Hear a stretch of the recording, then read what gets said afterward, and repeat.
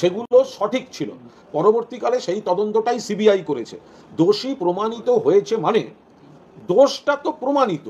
এবার আমাদের বিচার ব্যবস্থায় দোষ প্রমাণের পর যে সিদ্ধান্তটা দেওয়ার, সাজাটা দেওয়ার, শাস্তিটা দেওয়ার, সেটা কিন্তু বিচারকের সিদ্ধান্ত যে তিনি যাবজ্জীবন কারাদণ্ড দেবেন নাকি মৃত্যুদণ্ড দেবেন। গত কয়েকটি ঘটনায় আমরা দেখেছি রাজ্য পুলিশ বিভিন্ন জেলায় যে ঘটনাগুলি ঘটেছিল তাতে শেষ পর্যন্ত ফাঁসির রায় হয়েছে, বিচারকরা দিয়েছেন।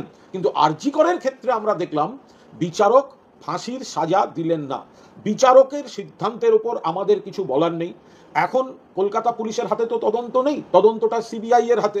এখন সিবিআই হায়ার কোর্ট যাবে কিনা, কলকাতা হাইকোর্টে গিয়ে এই রায় চ্যালেঞ্জ করে ফাঁসি চাইবে কিনা, এটা সিবিআই এর বিষয়। আমরা মনে করি আরজি করে যে পৈশাচিক ঘটনা, যে নারকীয় ধর্ষণ এবং হত্যাকাণ্ড এই দোষী করেছে, যে ইতিমধ্যেই সংশ্লিষ্ট আইনগুলিতে দোষী সাব্যস্ত, তার ফাঁসির সাজাটাই উপযুক্ত শাস্তি, দৃষ্টান্তমূলক শাস্তি। সমাজে বিচারকরা এই ধর্ষণ এবং খুনে গত কয়েকটি ঘটনায় গত এক মাসের মধ্যে যে কটি রায় দিয়েছেন এবং বাংলার পুলিশ দক্ষতার সঙ্গে যে তদন্ত শেষ করে বিচার ব্যবস্থার মধ্যে দিয়ে ফাঁসির সাজা আদায় করে এনেছে, সেইটা সিবিআই আজ কোর্টে, সিবিআই পুরো ট্রায়ালটা করার পর বিচারক দোষী সাব্যস্ত করেছেন কিন্তু ফাঁসির সাজা দেননি। তো এক্ষেত্রে সিবিআই হায়ার কোর্ট যাবে কিনা, এক্ষেত্রে সিবিআই কলকাতা হাইকোর্টে এই রায় চ্যালেঞ্জ করে আবার সিবিআই দাবি করে যাবে কিনা সেটা তাদের ব্যাপার। আমরা মনে করি মুখ্যমন্ত্রী যে বার্তা দিয়েছিলেন যে ফাঁসি চাই, মা বোনেদের নিরাপত্তা, আরও সবাই মিলে যেমন দেখতে হবে, তেমনি সামাজিক অপরাধ যারা করবে, যারা সামাজিক অপরাধগুলি করবে, এই পৈশাচিক কাজ করবে, তাদের দৃষ্টান্তমূলক শাস্তি চাই। ফলে আমরা নিশ্চিতভাবে এই মামলায় ফাঁসির পক্ষে। দোষ যখন সাব্যস্ত হয়েছে, দোষী যখন ঘোষিত হয়েছে এই ব্যক্তি, এই অপরাধ, এই ধারা দোষী ঘোষণা, এরপরে বিচারকের সিদ্ধান্ত নেওয়ার যে ক্ষমতাটা আছে, সেই জায়গায় দাঁড়িয়ে বিচারক তাকে যাবজ্জীবন দিলেন এবং ফাঁসি দিলেন না, এটা মাননীয় বিচারকের সিদ্ধান্ত, তার উপর দাঁড়িয়ে আমরা কিছু বলতে পারি না।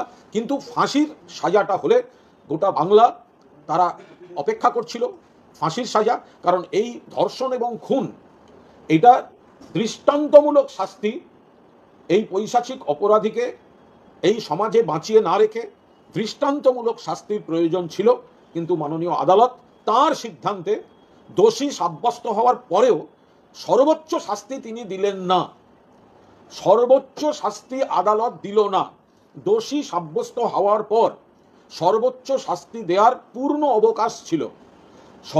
যখন এই ধারায় দোষী সাব্যস্ত, সেটা আইনের বইতে লেখা থাকে যে এই শাস্তি হতে পারে, আবার সর্বোচ্চ শাস্তি এই হতে পারে। তো ফলে সর্বোচ্চ শাস্তিটা ছিল সময়ের দাবি, সর্বোচ্চ শাস্তিটা ছিল সমাজের দাবি, সর্বোচ্চ শাস্তিটা ছিল পশ্চিমবঙ্গ সরকারের দাবি, সর্বোচ্চ শাস্তিটা ছিল ইভেন কলকাতা পুলিশের দাবি, সর্বোচ্চ শাস্তিটা ছিল সিবিআই এর দাবি, সর্বোচ্চ শাস্তিটা ছিল বাংলার মা বোনেদের দাবি, সর্বোচ্চ শাস্তিটা প্রথম দিন থেকে মুখ্যমন্ত্রী চেয়েছেন, কিন্তু মাননীয় বিচারক সর্বোচ্চ শাস্তিটি দিলেন না। সিবিআই এখন এই রায়ের ওপর হায়ার কোর্টে গিয়ে, হাইকোর্টে গিয়ে সর্বোচ্চ শাস্তি চাইবে কি চাইবে না সেটা সিবিআই স্পষ্ট করুক। রাজ্য পুলিশ যখন তদন্ত করেছিল তার সর্বোচ্চ শাস্তি কিন্তু বিধান হয়েছিল দুটি ঘটনা। দেখুন, আমরা গত কয়েকদিনে দেখেছি রাজ্য পুলিশ যেগুলি তদন্ত করেছে একই ধরনের ধর্ষণ, খুন, এই ধরনের পৈশাচিক ঘটনা, সেখানে কিন্তু দ্রুত বিচারের পর আদালত ফাঁসির সাজা দিয়েছে। এবার সিবিআই ট্রায়াল করার পর ফাঁসির সাজা হলো না কেন, এটা তো সিবিআইকে তার জবাব দিতে হবে। রাজ্য পুলিশ, কলকাতা পুলিশ তো ধরে দিয়েছে, কলকাতা পুলিশ। আর গত কয়েকদিনে আপনারা দেখেছেন যেটা ফরাক্কা বলুন, জয়নগর বলুন, গুড়াব বলুন, রাজ্য পুলিশ যেখানে ট্রায়াল করিয়েছে সেখানে কিন্তু ফাঁসির সাজা আদায় করেছে কোর্ট থেকে। তাহলে এক্ষেত্রে সিবিআই দোষী প্রমাণ করার পরেও কেন ফাঁসির সাজা অর্থাৎ প্রাণদণ্ড অর্থাৎ সর্বোচ্চ শাস্তি কেন সিবিআই আদায় করতে পারল না, যেখানে অন্য মামলাগুলিতে রাজ্য পুলিশ একই ধরনের অভিযোগে প্রাণদণ্ড বা ফাঁসির সাজা আদায় করে আনছে কোর্ট থেকে, তাহলে সিবিআই সেটা বলতে পারবে। এবং যেহেতু তারা এই কোর্টে ফাঁসির সাজা আদায় করতে পারেনি, তাহলে ফাঁসির সাজা আদায়ের জন্য এই রায়কে চ্যালেঞ্জ করে তারা হাইকোর্টে যাবে, হায়ার কোর্টে, হায়েস্ট কোর্টে তারা আইনি কি পথ নেবে সেটা তাদের খোলসা করে বলে দেওয়া উচিত। সমস্ত বিবরণকে কোর্টের সামনে তুলে ধরা বৃহত্তম প্রমাণ করা তো সিবিআইয়ের দায়িত্ব। আবার বলছি যে এই ব্যক্তি যাকে কলকাতা পুলিশ গ্রেফতার করেছিল, পরবর্তীকালে সিবিআই এর হাতে গেছিল, এর অভিযোগ প্রমাণিত হয়েছে, দোষী সাব্যস্ত হয়েছে, সওয়াল জবাব হয়েছে, সাক্ষ্য হয়েছে, এবং দোষী সাব্যস্তের পর কোন শাস্তিটা দেবেন, অর্থাৎ যাবজ্জীবন দেবেন নাকি সর্বোচ্চ প্রাণদণ্ড দেবেন, এটা অনেকাংশেই সংশ্লিষ্ট বিচারকের উপর নির্ভর করে। এই ক্ষেত্রে বিচারক কেন সর্বোচ্চ শাস্তি দিলেন না বা বিচারকের কাছ থেকে কেন সর্বোচ্চ শাস্তি আদায় করে আনা গেল না, এর ব্যাখ্যাটা সিবিআই দিতে পারবে। বিচারকের মন্তব্যের উপর দাঁড়িয়ে আমরা দলগতভাবে কোনো এই মুহূর্তে মন্তব্য করব না। আমাদের শীর্ষ নেতৃত্ব সমস্ত আইনি বিষয় খতিয়ে দেখবেন। আমরা শুধু এইটুকু বলতে পারি, এটা রেয়ারেস্ট অফ দ্য রেয়ার, সমস্ত পরিস্থিতিতেই তাই ছিল। কলকাতা পুলিশও যথাযথ গুরুত্ব দিয়ে এর তদন্ত শুরু করেছিল, অ্যারেস্ট করেছিল। সিবিআই পরবর্তীকালে এই তদন্ত হাতে নিয়েছে এবং তাতে দেখা গেছে সঠিক লোককেই কলকাতা পুলিশ অ্যারেস্ট করেছিল। এবার দোষী প্রমাণিত হয়েছে কোর্টে, কিন্তু সর্বোচ্চ সাজা কোর্টের কাছ থেকে আদায় করে আনা গেল না। এই সর্বোচ্চ সাজা কোর্টের কাছ থেকে আদায় করে আনার দায়িত্বে কে ছিল? দায়িত্বে ছিল সিবিআই, কারণ ট্রায়ালটা তারা করাচ্ছেন। ফলে কোর্ট কেন সর্বোচ্চ সাজা দিলেন না বা কোর্টের কাছ থেকে কেন সর্বোচ্চ সাজা অর্থাৎ মৃত্যুদণ্ডটা আদায় করে আনা গেল না, এটা সিবিআই খোলসা করে বলতে পারবে। এবং সিবিআই এর রায়ে চ্যালেঞ্জ করে আবার সর্বোচ্চ শাস্তির দাবিতে, প্রাণদণ্ডের দাবিতে হায়ার কোর্টে যাবে কিনা, সেটাও সিবিআইকে তাদের সিদ্ধান্ত স্পষ্ট করে বলতে হবে। কারণ আমরা সবাই ন্যায় বিচার এবং সর্বোচ্চ শাস্তি, এই বিষয়ে আমরা সবাই একমত। বলছি, আজকে যেহেতু কর্মক্ষেত্রে এই ঘটনা ঘটেছে, 17 লক্ষ টাকা ক্ষতিপূরণের নির্দেশ দিয়েছে বিচারক, যদিও নির্যাতিতার পরিবার কোর্টে বলেছেন বিচারককে যে ক্ষতিপূরণ নয়, তারা বিচার চান। দেখুন, আমরা খুব পরিষ্কারভাবে বলি, এটা বিচারকের কোনো মন্তব্যের উপর দাঁড়িয়ে তো কোনো মন্তব্য করা যায় না। আমরা শুধু এইটুকু বলি, এই ধরনের ক্ষেত্রে অর্থাৎ ধর্ষণ এবং খুনে যদি কারোর মর্মান্তিক পরিণতি হয়, সেক্ষেত্রে তার পরিবারকে কি ক্ষতিপূরণ বা কতটা ক্ষতিপূরণ দেওয়া যেতে পারে, সেটার একটা নির্দিষ্ট গাইডলাইন আছে।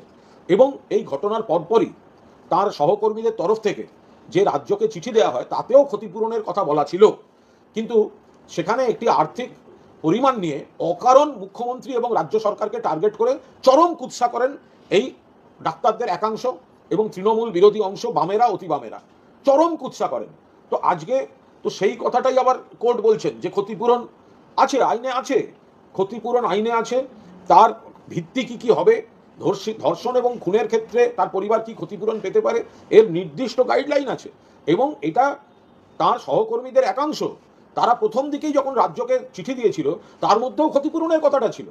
কিন্তু এটাই পরবর্তীকালে হঠাৎ বলা হলো রাজ্য সরকার টাকা দিয়ে মুখ বন্ধ করতে চাইছে। কত বড় মিথ্যা কথা! যেটা আইনে রয়েছে, রাজ্য সরকার কারুর মুখ বন্ধ করতে যায়নি, মমতা বন্দ্যোপাধ্যায় কারুর মুখ বন্ধ করতে যাননি। তো এরাই বলেছিল ক্ষতিপূরণ দিতে হবে, এরাই বলছে আবার টাকা নেব না, টাকা দিয়ে মুখ বন্ধ। আজকে কোর্ট যেটা বলেছেন সেটা আইন মাফিক বলেছেন, এর উপর দাঁড়িয়ে আলাদা কোনো কমেন্ট করবো না। কিন্তু এইটুকু শুধু বলবো, এই জীবন চলে গেলে সেটা টাকা দিয়ে মাপা যায় না, কিন্তু তা সত্ত্বেও সরকারি নিয়মে গাইডলাইনে কিছু ক্ষতিপূরণের বিষয় থাকে, সেটা নিয়েও কুৎসার রাজনীতি করেছেন এই তথাকথিত বিপ্লবীরা। কিন্তু ওনারা বলছেন যে বিচার চাই, ক্ষতিপূরণটা চাই না। বিচারক বলছেন সেটা আপনারা কিভাবে করবেন, সেটা আপনারা। সেটা তো যাদের যন্ত্রণা, মা বাবা যাদের মেয়ে গেছে, মুখ্যমন্ত্রী যেমন দোষীর শাস্তি, ফাঁসির শাস্তি দাবি করেছেন, আজকে তো পরিবারের আইনজীবীও ফাঁসির শাস্তি দাবি করেছিলেন, সর্বোচ্চ শাস্তি। এই ঘটনায়, এই অপরাধের সর্বোচ্চ শাস্তিটা আমরা সবাই চেয়েছি, মাননীয় মুখ্যমন্ত্রী চেয়েছেন, গোটা বাংলা চেয়েছে। মাননীয় মুখ্যমন্ত্রী এর ওপর দাঁড়িয়ে প্রথম মিছিল করেছেন। এখন বিচারক যদি দোষ প্রমাণের পরেও সর্বোচ্চ শাস্তিটা না দেন, তার সঙ্গে তো আমাদের কারুর কোনো সম্পর্ক নেই। এটা ট্রায়াল করাচ্ছিল সিবিআই, দোষ প্রমাণ হয়েছে, যাকে কলকাতা পুলিশ ধরেছিল।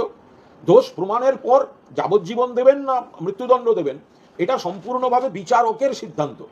এবার দোষ প্রমাণের পরেও বিচারক যদি সর্বোচ্চ সাজা না দেন, এটা সম্পূর্ণ তার এখতিয়ার। এই বিষয়টা যারা বিচার আদায় করে আনার দায়িত্বে ছিলেন, সিবিআই এর খোলসা করে বলা উচিত কেন তারা ফাঁসির রায়টা আদায় করে আনতে পারলেন না। দুই, সিবিআই এই রায় চ্যালেঞ্জ করে হায়ার কোর্টে ফাঁসির রায়টা নিয়ে যাবেন কিনা, ফাঁসির দাবিটা নিয়ে যাবে কিনা, এটা তো সিবিআই বলতে পারবে। ইতিমধ্যে বিজেপি সহ বিরোধীরা বলতে শুরু করেছে যে বাঁচানোর চেষ্টাটা একটা হয়েছিল তথ্য প্রমাণ লোপাট করে। যারা এই কথা বলছেন, বিজেপি বা বিরোধীরা যারা বলছেন বাঁচানোর চেষ্টা হয়েছে, তথ্য প্রমাণ লোপাট হয়েছে, দয়া করে বলবো গাল গল্পটা বন্ধ করুন। মনে রাখুন, ধর্ষণ এবং খুনে আদালতে দোষী সাব্যস্ত হয়েছে। অর্থাৎ এই যারা বলছেন তথ্য লোপাট করা হয়েছে, বাঁচিয়ে দেওয়া হলো, এই কথাটা কোনো কথা নয়। কারণ যে যে ধারায় মৃত্যুদণ্ডটা আছে সেই ধারাতেই কিন্তু এ দোষী সাব্যস্ত হয়েছে। কিন্তু মৃত্যুদণ্ড দেবেন নাকি যাবজ্জীবন দেবেন এটা বিচারকের এখতিয়ার। অর্থাৎ এই বাঁচিয়ে দেওয়া হয়েছে, তথ্য প্রমাণ লোপাট করা হয়েছে, এই সস্তা গোল গোল কথাগুলো বলবেন না। রাজ্য সরকার বা কলকাতা পুলিশ কাউকে বাঁচাবার চেষ্টা করেনি, কলকাতা পুলিশই ধরেছে। সবচেয়ে বড় কথা, এই দোষটা প্রমাণিত হয়েছে, আদালত দোষী সাব্যস্ত করেছেন। যে যে সেকশনে যে যে ধারায় মৃত্যুদণ্ডের রায় হয় সেই ধারাতেই দোষী প্রমাণিত হয়ে গেছে। অর্থাৎ তার সঙ্গে তথ্য লোপাট বা বাঁচানোর কোনো সম্পর্ক নেই। কিন্তু ওই সেকশনগুলিতে দোষী প্রমাণিত হলে সেই সাজাটা যাবজ্জীবন হবে নাকি ফাঁসি হবে এটা সম্পূর্ণভাবে বিচারকের সিদ্ধান্তের উপর নির্ভরশীল। ফলে এই বিচারক কেন যাবজ্জীবন দিলেন আর কেন ফাঁসি দিলেন না, একই ধারায় যে ধারার শাস্তিতে যাবজ্জীবন সেই ধারার শাস্তিতেই ফাঁসি রয়েছে। যে ধারায় দোষী প্রমাণিত সেই ধারায় তিনি ফাঁসি দিতেই পারতেন, কিন্তু তিনি কেন দেননি এটা বিচারকের সিদ্ধান্ত। এবং যারা ট্রায়াল করিয়েছে সিবিআই খোলসা করে বলতে পারবে। অর্থাৎ এই যে বাঁচানোর চেষ্টা হয়েছে, তথ্য প্রমাণ লোপাট, এর সঙ্গে এই রায়ের কোনো সম্পর্ক নেই। কারণ ওই সেকশনগুলোতে দোষী প্রমাণিত হয়েছে বলেই যাবজ্জীবন দিল।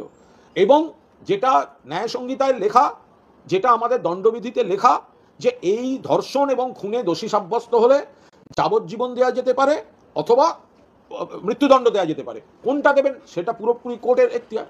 আজকে সকাল থেকে